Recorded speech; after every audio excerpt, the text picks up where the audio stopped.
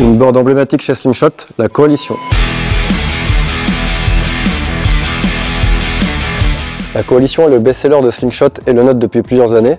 On y retrouve tous les points forts de la marque, une construction béton grâce notamment à un champ ABS profond de quasi 1 cm en uréthane, moulé en une seule partie, donc aucun point de jonction, donc pas de point de rupture potentiel.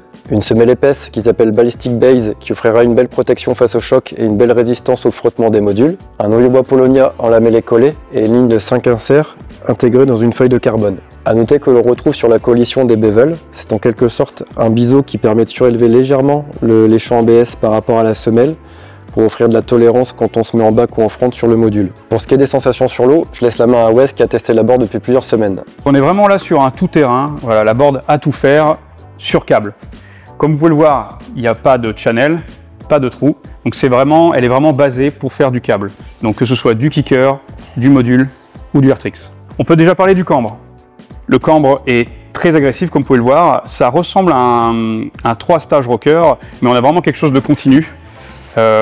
Sous les pieds, on a vraiment une sensation assez explosive au niveau du shape, que ce soit sur l'eau ou sur module, que ce soit en appui ou que ce soit en poussée. On le ressent très clairement entre les pieds. Alors, ce qu'on remarque tout de suite sur la Coalition, c'est qu'elle est déjà très très large entre les pieds. Donc on sent vraiment ce côté stabilisateur de la board quand on est sur l'eau ou sur module. Et on voit, au plus on va vers le nose et au plus on va vers le tail, cet affinement. Ça, on le ressent très clairement quand on part en coupe, on sent que la board ferme, donc elle l'accélère au moment de la coupe. Au niveau flex, on a vraiment quelque chose d'assez médium, je dirais, en termes de flex. Le flex est réparti sur la totalité de la board, enfin du moins ce que j'ai ressenti moi sur l'eau. Après sur les specs au niveau du site ou autre, c'est vrai qu'ils disent que le flex est plus souple, disons, sur les spatules. Moi je trouve que le flex est très très bien réparti sur toute la planche.